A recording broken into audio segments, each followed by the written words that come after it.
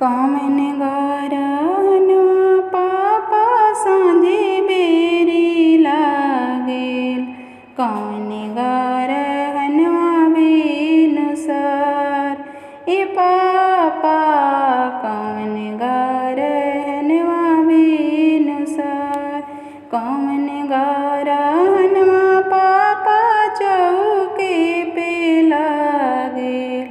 कहाँ जइहे बेटी तोहार ए पापा कहाँ जइहे बेटी तोहार। पापा तोहर अंगना के रहनी हम गुड़िया।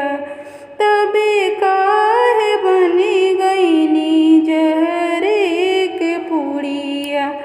कौन कारण पापा हमारा के तेजनी भेजतानी दूसरा दुआर ए पापा भेजतानी दूसरा दुआर। अबे ना भेटाई हमर माई के अचेरा। अबे ना भेटाई हमरा माई के अचेर। मिली नाही भाई के दुलार ए पापा मिली नाही भाई के प्यार।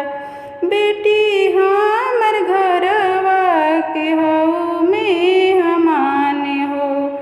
जाए के पड़ी छोड़ के पापा के मकान हो।